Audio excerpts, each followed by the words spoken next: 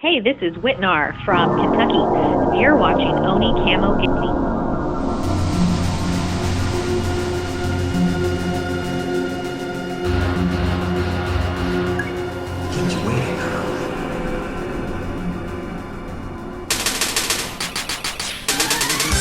Hello everybody, welcome back to Oni Camo Gaming. This is your host Acidic. Some people call me Oni. I'm not getting a haircut and I'm not shaving. But it is kind of getting close to Akuma style, right? We're getting there. I think I might be there by the time we get to Halloween. There's a Spirit Halloween opening up down the road. Getting kind of excited. Anyway, so I played a Bart Simpson game on the NES.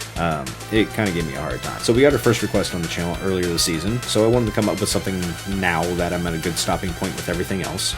So thanks Magzal, I hope I'm pronouncing that correctly. Season 3 starts in September, so I would like to be on track to actually start different games. However, this is a great time to shake things up a little bit.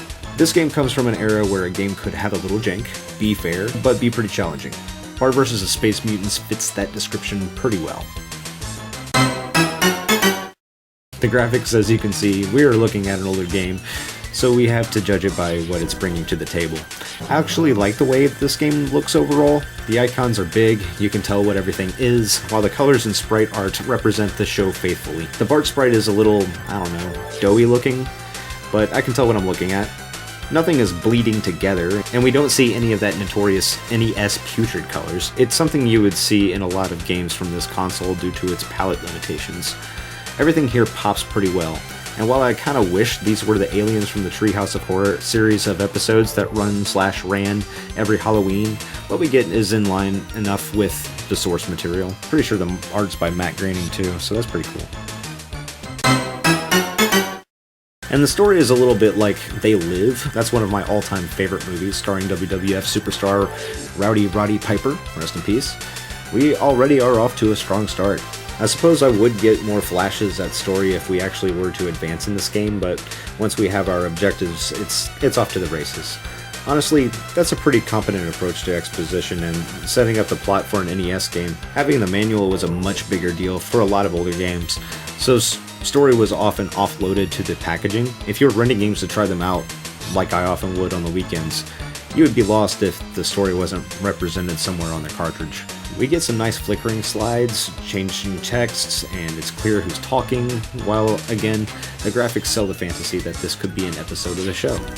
I'm adequately charmed by it. The only thing is that it's part of the gameplay mechanics to seek out purple objects, so anyone who has color blindness may find this game to be varying degrees of inaccessible, if not totally impossible, which is a shame really, because it does have something to offer modern audiences. That was released for the NES in 1991. I have vague memories of playing this game, and all I can really remember was that it was kind of hard. It's kind of an adventure game. It's not as straightforward as just go right. You have side objectives and stuff. There's kind of a story and things going on, so let's just jump right into this. Excellent Orbo, do the Earthlings suspect anything? No sir, by taking over their bodies, no one will ever suspect. We're really space mutants, planning to rule the Earth and make all humans our slaves. Yahahaha. Alright, so it's a little They Live-ish. Dude, you're okay. This one, real fucking ugly. Oh. You see, I take these glasses off, she looks like a regular person, doesn't she, huh? Put them back on, formaldehyde face. That's what we got. That's enough out of you.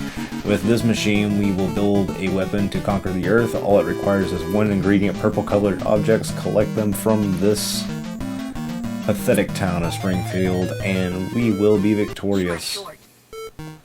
These Space Mutants pretty gross looking. So find the purple objects, spray paint, or get rid of them any way you can. That Krusty the Clown up there, that's a 1-up. The jumping and running is a little funny in this game. You gotta hold the jump button to run, but if you let go of the jump button, you won't jump. So there's really no way to do like a running jump. But to make up for it, there's like this like moon jump you can do by mashing both buttons. You gotta use your extra specs to figure out which humans are actually space mutants and which aren't. Before you just go mashing heads. If you mash a human, it'll take one of your hits away from you. Because you're not supposed to do that. You're also supposed to spell your family members' names in each stage, so we got Maggie first. I don't know why it went with Maggie first. There's more letters in Maggie than Marge or Lisa. But who's saying this is difficult? Oops. Definitely missed time. Alright, so you gotta do this moon jump thingy. Oh, no, that ain't it. Yeah, I could not get the hang of this game when I was a kid. Alright, so now that I have spray paint, I can actually backtrack and get hit by the exact same thing. Cool thing is I get to keep my spray paint, so that's alright. But we can't keep getting killed like that. That'll... Dang it. That'll mess us up. So we gotta do a little platforming timing with these things. I know this came out first, but Abe's Odyssey had like really tight pitfall stuff like this. I think the platforming felt maybe a smidge less sluggish in Abe's Odyssey. But you know, who's complaining? Uh-oh, oh no. Well, there'll be more. Alright, so if you hop up here, equip the coin, and hit start, you'll actually call Moe's Tavern and get one of a few random jokes. Moe's Tavern. I can't do the impression. Is Mr. Adope there? Who? Mr. Adope. First initials I-M. Hold on. I am a dope? Hey guys, does anybody know I am a dope? Why you little... I love that. It's a fun little Easter egg. So somebody will come out of the bar, and he's actually colored purple. Come here. Ah, I missed him. Alright, so that's one of the things you could have gotten if you weren't a dope, like I was. But I definitely doped it. That was silly. I wonder if I can call again. Ah. Alright. Well, I missed that guy, so that's no good. In the sound department, we have an absolutely faithful 8-bit rendition of the iconic Simpsons theme. You know the one. We don't want to get that strike, though. I know the coming levels have new music, which is nice, because if this takes you a few tries, and it probably will, you may come to disappreciate the economic use of the theme from the title screen to the first stage. It's also fairly common for games of this era to have a short, looping chip tune to accompany gameplay. In Mario, you had an overworld, underworld, waterworld, and dungeon world theme. Mega Man had a theme for each stage and one boss theme. And these examples had soundtracks that totally bop. Some games don't have a strong soundtrack, and hearing it loop can be absolute torture. This game sits somewhere in the middle of that spectrum, but even the strongest of OSTs can get grating if you let them play long enough. I found myself wanting a new song a little faster than I would in a similarly challenging game of this quality.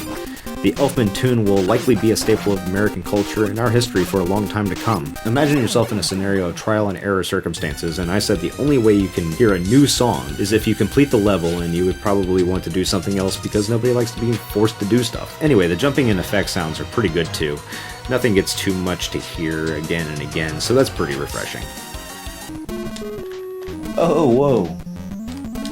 I didn't know about that. There's a hidden one-up in the window, or something in the bush. Did I knock out of the bush? That was cool. Yeah, you gotta mash that stuff exactly, or you're gonna waste spray paint. This game's a little silly. That's cool. I can deal with that. Eat my shorts. Eat my shorts. Yeah, this first little jump to the one-up feels tricky. Alright, moon jump to the spray paint. There we go. There we go.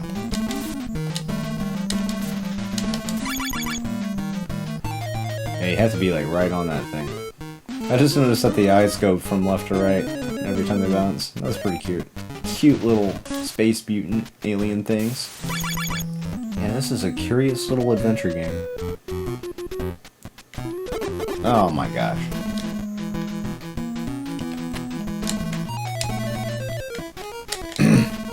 There's definitely no forgiveness with this. Very tight timing here.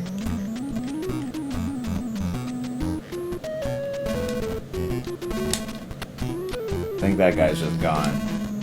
That's okay. I think I get more opportunities. Alright. Which joke will we get this time? Oliver there. Mouse Tavern. Is Oliver there? Who? Oliver, close off. Hold on, I'll check. I can't believe this is in a kid's game. This is awesome. Oliver close off. Oliver, close off. Call for Oliver, close off. Close off. Hold on, is there an Oliver close off? Hey guys, anybody seen Oliver close off? I love this. Why you little? Alright, goals. Oh, he hit me. What a ding bat face guy. Yeah, that's a thing people say. Uh-oh. Did I say that or just think it? I said it.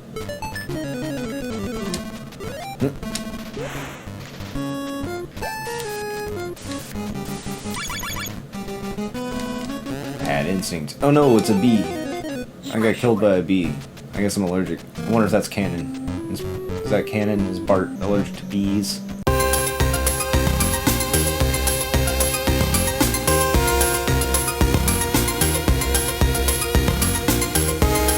Ay, caramba!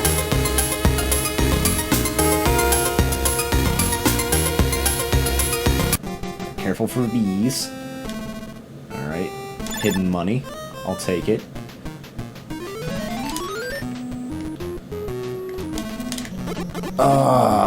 Don't hit the moon jump while jumping if you gotta do a tight platform. Apparently that'll hurt you. Kevin Nealon. Okay. And this one has that one that goes up this way. Oh my gosh. This game is pretty hard, actually. That's about how I remember it. I only have 1 lives left? That's rude. I'm just kidding. Everything's alright. It's definitely hard, though.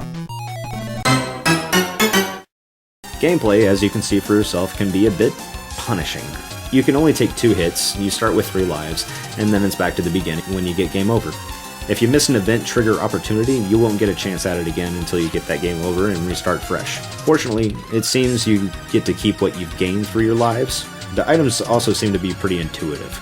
I may not have pieced everything together immediately, but there's no moon logic to avoid here. Being able to go into shops and manage inventory in a convincing way for the premise and setting sells the mood, and this game screams adventure.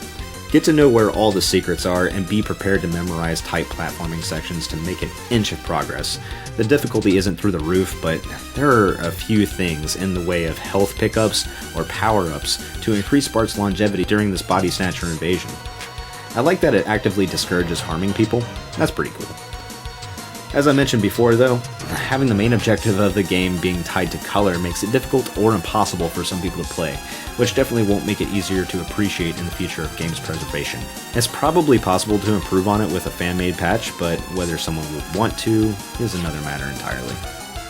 Not a lot of forgiveness in this game. With the bees killing you. That was almost my shorts, man. I almost got an alien up in my shorts. So is this spawned out now? Yeah. Oh, that's a normal one. That would have been bad. Come on. Wasting a lot of paint on that. I forget how to do this one. Oh, yeah. There we go.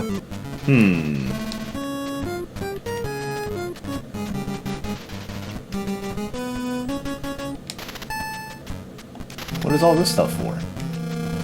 Oh gosh. Okay, just hit down to leave. Alright. Yeah, what is all that stuff for? Oh, will that get me in Moe's Tavern? I mean, I probably can't get in because I'm a kid. Hey, look at that. That's what the wrench does. And, oh, I still have it too. Powered up now. What else can I get? Cherry bomb, sweet, bottle rockets. I might need to buy some more of these while I'm practicing. Okay, that didn't do it.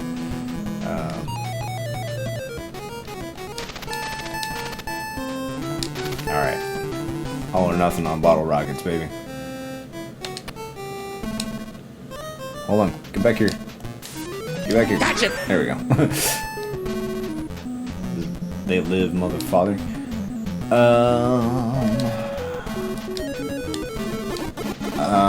I definitely knew better than to hit that guy, but I definitely hit that. Oh. Yeah, you wouldn't think you could jump on this, would you?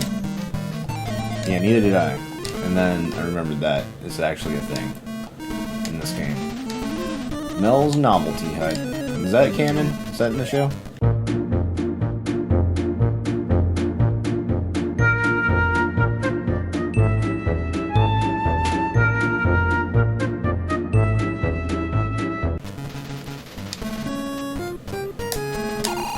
Whoa. It also gives you an ice slide when you use the moon jump. Moon jump at your own risk.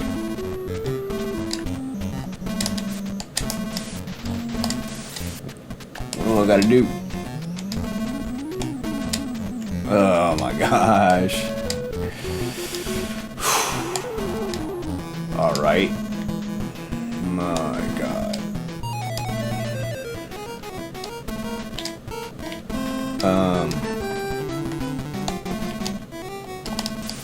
What do I gotta do to get this thing? Oh my god, I fell again. How exact does this need to be? So there's actually one guy that comes out at, like, when the time's at 200 seconds, comes out of the theater, and that's one of the goals you can get, that's pretty tedious, to be honest. This is one of those games, and it's doable. I watched somebody do it in a pretty good time, and I guess they really cared to go through this game to make all that happen, but this video is not going to be that video. This video is going to be a different experience.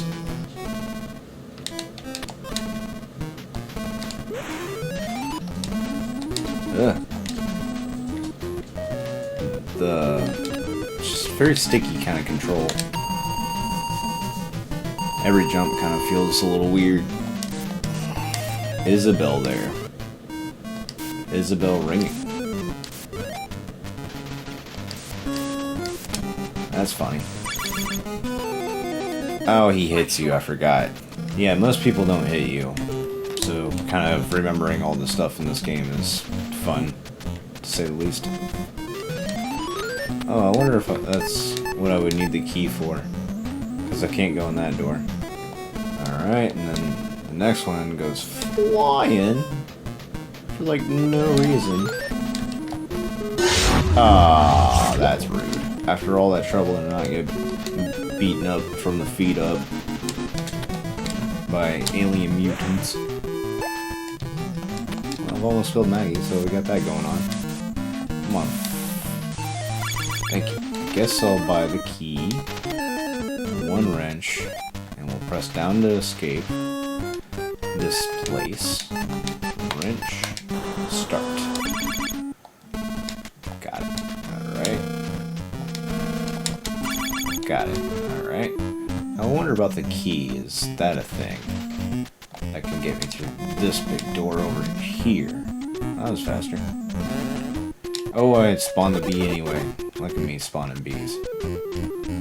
Alright. It does get you in there. This is the Springfield retirement home. Interesting. Oh. Eat my shorts. Eat my shorts indeed. Whoa. I've continued on somewhere else. That's my skateboard. Oh, wow. Oh, I got hit by this fart knocker. Who the hell are Cheech and Chong? Bart! Cheech and Chong were the Beavis and Butthead of their day! Or Beavis and Butthead? Oh. Yo, do a kickflip! I wonder where I'm even skating to. It's amazing how much speed he gets without even pushing.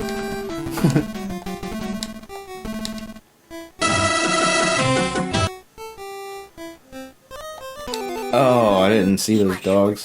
So it was way too late. Why am I over here? What is this? Oh, okay. Got you. Goals. Alright. Alright.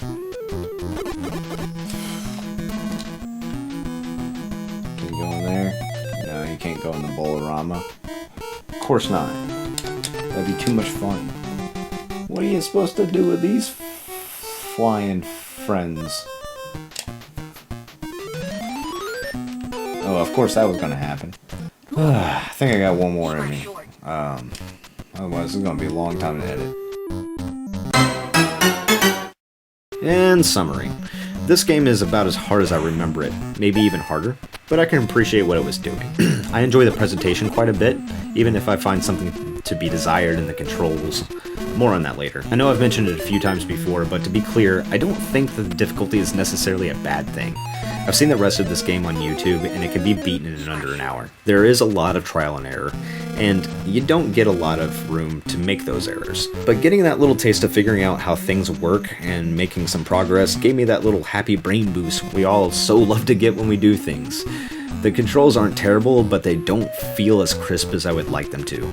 Bart's default movement speed is tolerable, but if you want to do anything fast, you want to activate that sprint. Having to first remember that you need to jump and then buffer the jump to begin sprinting is unique and will take practice to be nice. But if I want to say this critically, I have to admit the jumping, sprinting, and extended jumping mechanics all somehow feel off to me, even if they do technically somehow mechanically work. Having select cycle through the items and start use them was a good economic use of the buttons. I just wish they could have sorted out the parkour of this platformer hybrid. In that particular game session, I was getting tired and obviously way less patient. In the future, I could see myself revisiting this game a little earlier in the evening with some friends and snacks. All in all, this game seems to have a lot more to promise, and I'd be glad to check it out again in a follow-up series if we can get this video up to 50 likes. What do you say? Smash that button and help a demon out. See you next time. Hey y'all, it's your boy Acidic. Thanks for watching the video all the way to the end. If you want to support the channel, that'd be mega awesome. Please hit up the Patreon. Any support would be appreciated. I'm trying to do my own thing. I'm trying to put up some videos, try to be somewhat successful. Take it easy.